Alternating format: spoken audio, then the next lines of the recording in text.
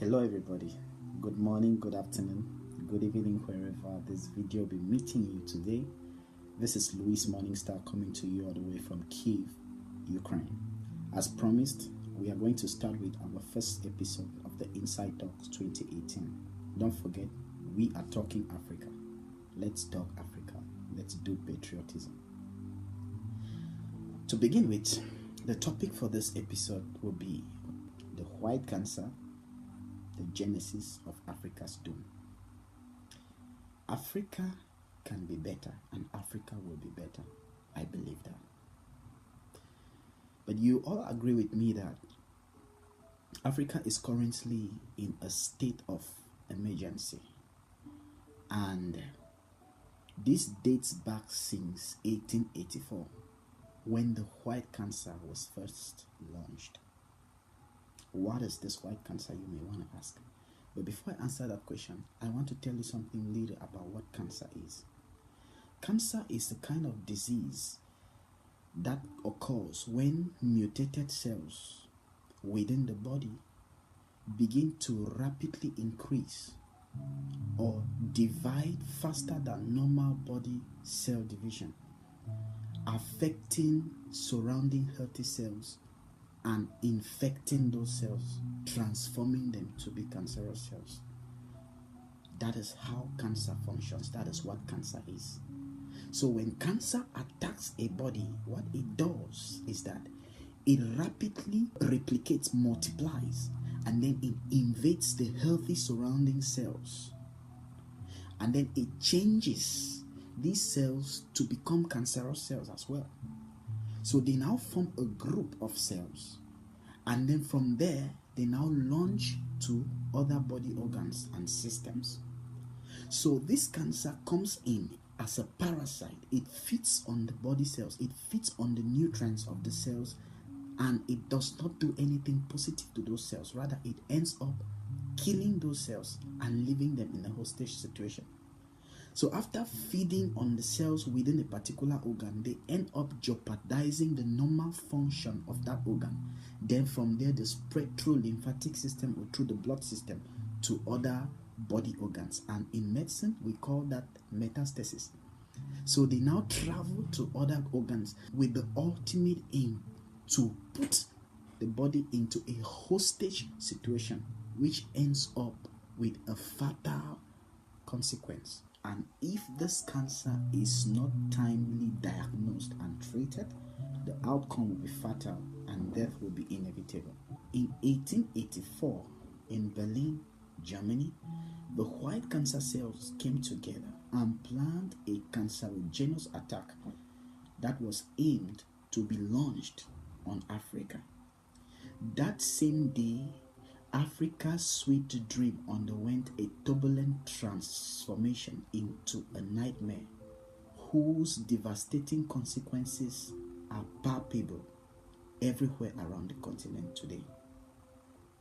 Don't forget, cancer comes into the body as a parasite. It means no good to the body. And just like cancer means no good to a body, or if you know of anybody who got cancer and only grew healthy with time, tell me. I'm a medical doctor. I've never seen that. Even under the application of chemotherapy, patients are still undergoing severe duress. They undergo devastating effects. So no cancer means any good for anybody. When it invades your body, you can only brace up for the worst. And this is exactly what happened to Africa when the whites came in. Mark you, I'm not trying to be racist here. There are good white people. I've met a lot. I have good friends who are white, without any doubt.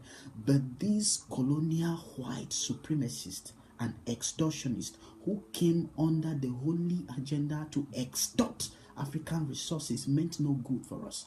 They only saw Africa as a backyard where you can go to and harvest resources so as to equip yourself and have fun. The white colonialists only saw Africa as a palm tree where they can tap palm wine for leisure, not because they were interested in the tree, but because they were interested in what the tree could give. They were never interested in Africa. They were only interested in what Africa can offer.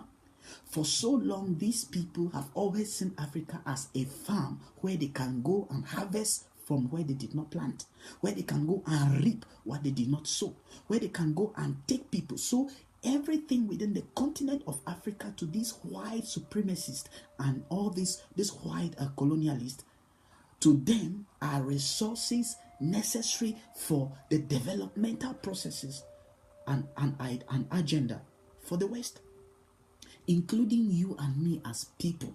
That is why they not only stop at collecting resources, they took the human beings that were there because they saw you as a resource.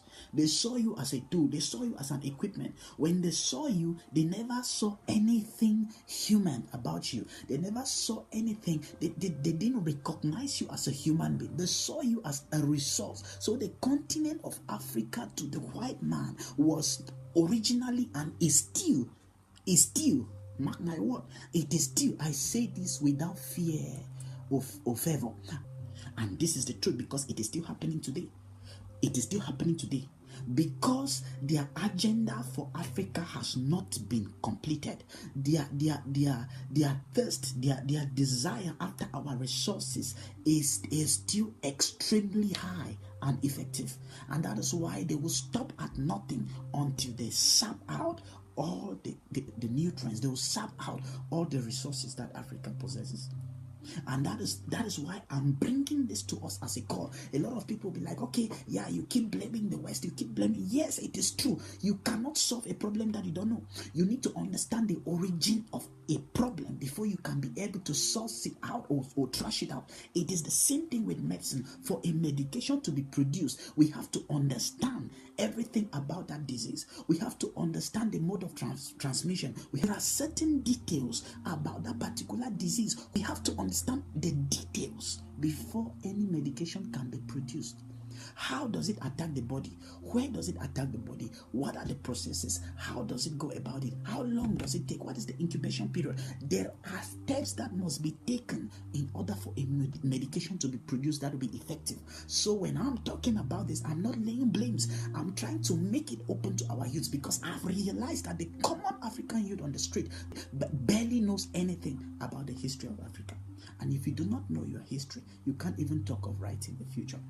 For it is from the history we learn, and we learn the errors of the people. We learn where we went wrong or where our forefathers went wrong so that we will not repeat the same errors. But today, some of our leaders, present day leaders, are marking time on the spot where some of our leaders failed, and they've even gone back. They've reversed the progress that those freedom fighters brought for Africa. Why? Because they refuse to learn from history. A lot of them don't even know their history, and they are trying to change things. So this is an awakening call to all the youths to understand that the white man means no good for the continent of Africa. He means no good for the continent of Africa. Their aim is to take what is ours, and they will do that even at the barrel of the gun.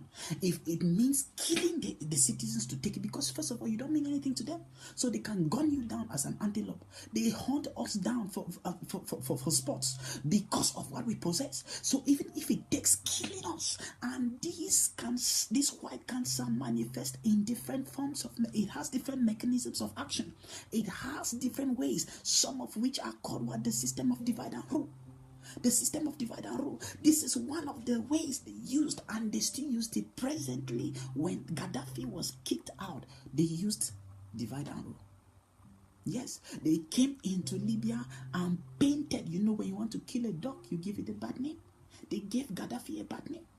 And they raised a faction of Libyans to be against Gaddafi. Now they covered it with their media, and they used their mainstream media is one of the greatest weapons these people are using to paralyze people. They used it to tell the world that this man has gone all out. This man is an animal. He's a beast. He's a dictator. Then you use that to come in, and they dropped their ballistics and ended up destroying Gaddafi. So ever since Gaddafi died, how stable has Africa been? How stable has Africa been? Look at what is happening under Colonel Gaddafi. Did we have anything like this? No. But because we also, when cancer comes in, it changes surrounding cells to begin to function like itself. When they came in, they looked for people. They sought for men who would be like puppets. They got yes men and promised them everything. They promised them world security and fame and power. And these people were placed in the positions of power as presidents. This is the practical case of former French colonies. When you look at the case of Cameroon today, Paul Biya is a puppet answerable to France. He would do everything, even he would go to the extent of killing his own citizens just to protect and serve his personal interests and the interests of his colonial masters. When you travel down to Congo Brazzaville, what is Kabila doing? These are blockheaded presidents who will stop at nothing. They will not even hesitate to release tanks, military tanks and ballistics to fight unarmed citizens who are marching and protesting for their civil rights with leaves. And you are sending soldiers to beat these people, to maim them, to murder, to rape, to subject them to torture and every form of inhumane treatment under the barrel of the gun. And the world is silent. And do you know why they are silent? Because they are happy that what is happening back in Africa is serving their interests. That is their goal. If you are expecting UN to come in, if you are expecting France, Germany, and Britain to come to your aid, forget it. You will die still waiting. Yes, I'm talking from a practical point of view. The problem in Cameroon did not start today. This thing dates back since time immemorial. And even until 1990, when the opposition party won the elections were rigged by Biya's regime. And when there was a riot coming up, they used intimidation, military intimidation, and brute force to silence the people. And since then, if there was any form of uprising, they squashed the uprising with brute force. They have been using intimidation since, with the support of France. Yes, that is how the white cancer functions. It started with our patriots, our patriotic fathers, in the likes of Thomas Sankara of Burkina Faso. They used Blaise Compaoré, his assistant, to kick him out. He was murdered and kicked out. When you look at Congo, which I talked about, Brazzaville and Kinshasa, there is no hope for these two nations as well. When you come to Cameroon, under Biya's regime, when you go to Togo, the same thing. When you look at Chad with Idriss Deby, there no progress. When you go to Gabon, talking about Nguesso Basongo, when you are talking about all of these people, there is nothing good happening in any of the French colonies. And this is just one shade of the white cancer, France. They came in different shades, but they have almost the same mechanism of attack with the same fatal outcome. Some of us are going about singing, we are independent. You are not independent. Do you know why? Because this independence was only a guise used to paint to the world that we have gained our freedom and autonomy and the power for self-determination, when indirectly they are still in control of things back home. Because you cannot begin to imagine that, first of all, we're talking about 26 former French colonies that were in Africa now, which has been reduced to about 14. Now looking at Rwanda under Paul Kagame, a perfect example of a leader that I think all these blockheads, these 14 blockheads in the former 14 French colonies are supposed to learn from. A genocide was sponsored in Rwanda. And this man came up. Not only did he succeed in kicking France out, he changed the French language in Rwanda. And Rwanda is speaking English nowadays. But I'm not even looking at us still taking languages from outside. Can we not boast? Don't we have languages in Africa that we can make a universal language for Africans? There are so many things I don't want. I'm taking this episode by episode. Let me not jump into certain things. We are going to get there. But let me take us back to where we're coming from. Now, I want you all to understand where I'm coming from and understand my pain. Because France has taken a lot of African countries hostage. as well as her contemporaries. The West means no good. And today we have a new shade of the same white cancer coming under the guise of Chinese. And we think they mean good. No, they are unfriendly friends.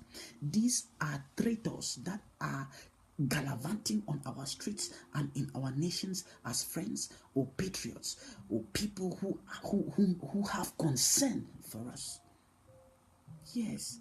And our eyes have to open to the truth.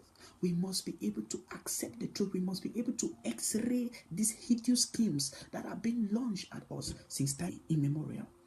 I believe it is time for the African youth to wake up to reality, to accept the truth and begin to work on it. Enough is enough. I'm looking for the day when everybody in the diaspora, we can all agree and bring up a revolution, accept within ourselves wherever we are in the diaspora, buy out on our flight tickets and travel back home within the space of a week or a month and overturn the continent.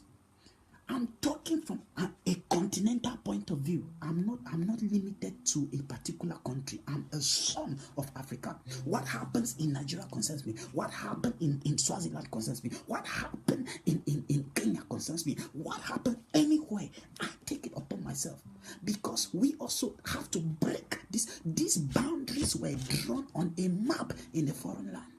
They partitioned it for us. We were brothers. We were brothers. There are nations that were together and they functioned together as one. But these guys came in with their personal egocentric ambitions. I want you to understand the problem we are facing is that we are too afraid to endure the pain. For cancer to be successfully kicked out of a body, the patient must be ready to undergo chemotherapy. And chemotherapy is very, very devastating to a body. Chemotherapy is a hard treatment. Why is it hard? Because the treatment has to deal with body cells. Don't forget there were normal body cells that were working for the good of the body that were transformed automatically and they started working against the body. So for the cancer to be fought, these body cells, own body cells, it's like you cutting off part of your body. It's painful. You cannot say you want to cut part of your body and don't expect to bleed. No, you must bleed. You must be ready to bleed. If there is something in you, if there is wood that has pierced through your tissues, you will not, the best thing to do is not to allow the piece of wood there, because it will only worsen the wound and other infections can come in, and before you know, you lose your arm. But you must be ready to cut open that place, remove the wound, and cutting it open means you will endure the pain and you will bleed. So except you don't want to bleed, then brace up to die from maybe sepsis. Brace up to die because there is going to be an infection that might enter your bloodstream and that will be the end of you. So we have for so long been we have condoned this nonsense for so long, and we don't want to take any pains to see that there is an effective change and a lasting change. You must be ready. I want us to understand, you must be ready to face the consequences. Brothers, it is better to suffer a temporal chemotherapeutic alopecia than to be pretending we have afro just to end up with an eternal bald-headedness. Yes, I repeat, it is better to suffer a temporal alopecia, because one of the things that chemotherapy will do is to make your hair fall off. It's better to suffer that alopecia, which is going to be temporal, and be treated of the cancer, than to be pretending with the cancer growing and metastasizing within you when you have afro on your head, just at the end of the day to end up with an eternal bald-headedness. And possibly that will be when you are already in your grave. So we must be willing to accept the consequences, the radical chemotherapeutic treatment that is necessary to oust these foreign powers out of our continent. It is time to cut them off. If we need to cut them off, we have to cut them without compunction. We have to do it without fear or favor. Yes, because the more we keep being afraid of the temporal pain we are going to endure, then we are bracing up for an eternal pain. I'm calling on the youth. One of the things that is trending nowadays amidst the youth is fun. Everything that happens in Africa, we change it to fun. We change it to, and we laugh about. It's not everything we have to laugh about. We are laughing about somebody who come out and say a snake swallowed this certain amount, a monkey took this. You are laughing about for what? These men should be called to book. These men should be called to book. We have reduced Africa into a jungle where anything happens. We have reduced Africa into a jungle and we have become a laughing stock. We are not even ashamed of it. Where is our shame? As leaders, as individuals, where is our shame? Are you not tired of being ridiculed at embassies? Are you not tired of being looked down as a piece of rag and used as a piece of rag in foreign countries? I am tired. When we have countries we can go back to, but we cannot go back to. When we have countries you can go back to, but the moment you come in, they see you as a threat. Your passport is seized. You are locked up. Sometimes you receive a bullet from nowhere and you die like chicken and nothing happens. Nobody comes to ask the question. We are tired. It's time for us to stand up and put an end to this. I'm calling on everybody. Enough of all the people running out of Africa. We are preparing to come back, and I'm charging up everybody in the diaspora. We are living. Now who is going to change it? These men are not demigods. These men are not immortals. These men are mortal men. They bleed as well. We can't put them down. It only takes a decision and a force of conviction to put them out. Yes, I believe what I'm saying. I know what I'm saying. And that's why I'm calling on everybody. Do not give up. This is not the time to relent. This is the time to stand up wherever you are. How long will you be hiding in a foreign country? How long will you remain a slave? How long will we remain slaves? How long will we remain slaves? How long? We have the likes of Nelson Mandela. We have the likes of Julius Nyerere. We have the likes of Patrick Lumumba. We have the likes of Thomas Sankara. We have the likes of Thomas Sankara. All these men fought. Yes, it is true. This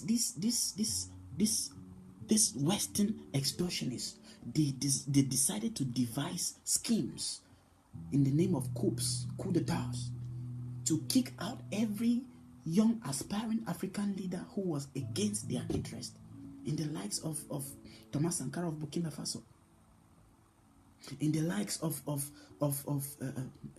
Nelson Mandela. Yes, but they did not succeed. In the case of Nelson Mandela, they tried, but they did not succeed. In the likes of Julius Nyerere, in the likes of Kwame Nkrumah. Talk about Amilcar Cabral. All of them.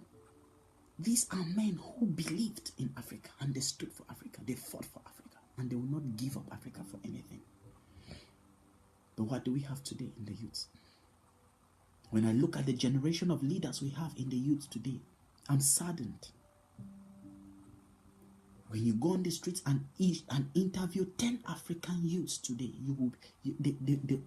what you will hear from them will be pathetic. As I'm talking to you, there are some of you listening to me that I don't even know the number of countries that are within the continent. Not to talk of coming into the capitals, naming just about 10 capitals from 10 countries within the continent. Not to even talk, some of you don't even know the president of your country. Yes, you don't even know the name of the presidents of your country. And you are planning to change. What are you going to change? You don't know him. You don't know what he's been doing and what he's not doing. Then how will you even know what he's supposed to do? Now, these are things. It is time we forget about looking for money. All the money you are looking for, if you carry all the billions here and go back to Africa with an unfixed system, the billions will still disappear from your hands because corruption will sap it out from you within a day. I'm talking about money-thirsty vampires who can suck out billions within the twinkle of an eye, without compunction and without remorse. So we keep coming out here and struggling. Yes, we have struggled for so long. I believe it is time we go back home. I believe it is time we go back home. This is a revolution that can work.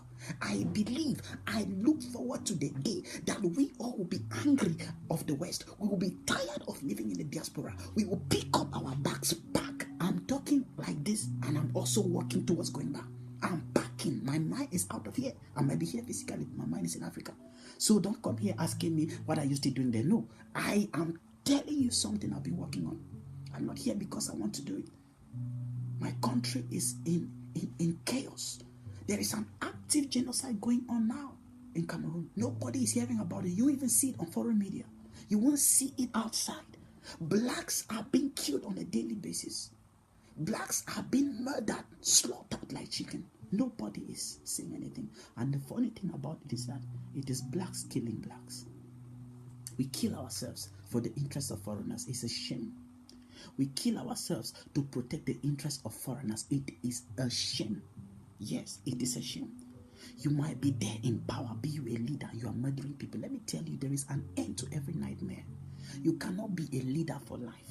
The president for life syndrome, it is another episode we are going to just bring. There are things we are going to be discussing on this platform. But today I wanted to bring to us the understanding and the mechanics or the mechanisms of operation, the dynamics of the white cancer, the genics of the white cancer, the ulterior motives of the white cancer, the hidden agenda of the white cancer towards Africa.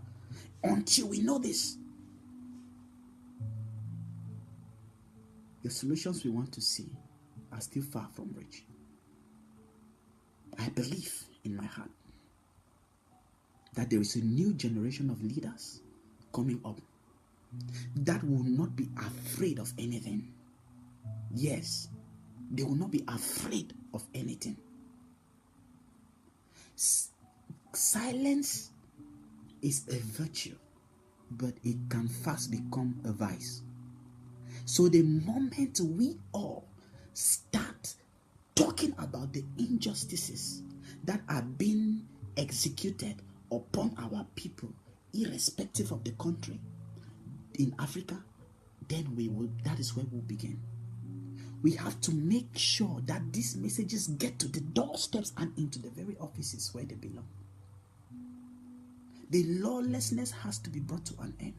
I want to end with the words from Patrice Emery Lumumba. He said, "We know that Africa is neither French, nor British, nor Russian. But Africa is for Africans." And I also want to add that Africa is neither Africa for Chinese. Yes, Africa is Africa for Africans. We must therefore begin to function on that mentality to terminate the gimmicks of this white cancer. An end must come to this. It begins now. Share this video. Share this video. I'm not here for popularity. No. Share this video. Share and also begin to do something about it. Start planning. Start preparing. If you had it at the back of your mind that you will not go back to Africa, please change that mentality. Change that mentality. Know that I am going back. So begin to work on it so that we all can go back together. Build yourself and be ready. It is better we fight and die for our children to enjoy than for us to refuse to pay the price and our children will come and continue in the slavery. Don't be the foolish parent who refused to plant the mango tree because he was afraid he won't live long enough to eat of the fruit, only to end up begging from the neighbor. This is what is happening to us. If our parents failed us, they did not fight for it. They did not fight for our freedom. They did not continue from where the original freedom fighters who brought Africa out of colonialism, how they fought for us. They decided to be silent. At least some of them even tried, as compared to what some people are doing today. And it is because of their failure that we find ourselves in the diaspora. You have a family, you have mothers, you have parents scattered everywhere around the world that you can't even talk to. I'm still going to say something about my own personal family life in relation to the issues happening home as a consequence of what is prevailing back home. I will share that with us.